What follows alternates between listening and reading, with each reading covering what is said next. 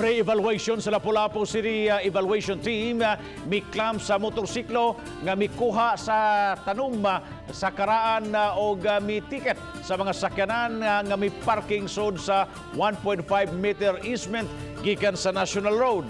Si Chelo Valiena sa report.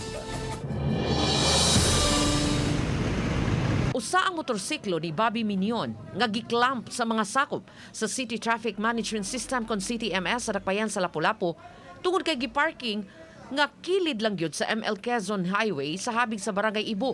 Laing mga tanom sa kaang nga gihimo lang untang dekorasyon ni Ryan Tulod sa sitio MCIA gihakot usab sa mga sakop sa clearing team. Wala may price ni kuan. Ako lang na ito sa kuan ron sir. Upstone sir pisina.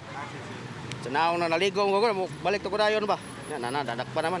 May lang to nindo to tanawon ta ba dapat krasada na yung mga bisitas.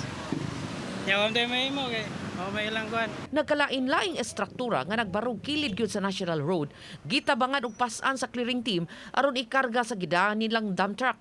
Samtang sa may buaya New Road, gibadlong ang tag-iya sa vulcanizing shop nga migamit na daplin sa dan. Nabadungan usab ang giatop-atop sa usa ka karinderya nga mikawat na sa National Road. Laing multicab ang natiket sa taga CTMS tungod sa kalapasan sa parking. Sa may Bangkal Road, nabadlungan ang mga nanag-iya sa guba na nga multicab kay miokupar kilid lang sa National Road. Gitagalan ang tag-iya sa multicab nga kuhaon kini hangtod ugma aron dili pugson pagguroy. Nakita ginato na pay mga illegal parking, na pay mga kini nga mga sakyanan nga gipang-abandon na gibili ra sa daan sa mga sidewalks. And then naapot tay mga sagbot nga manakita. Mas higpit na unya ang mga laka nga ipatuman sa City Evaluation Team sugod sa Enero 26 hangtod sa Enero 28 atol na sa ipahigayong evaluation. Uban ni Godfrey Rilien, Chelo Valiena, Balitang Bisdak.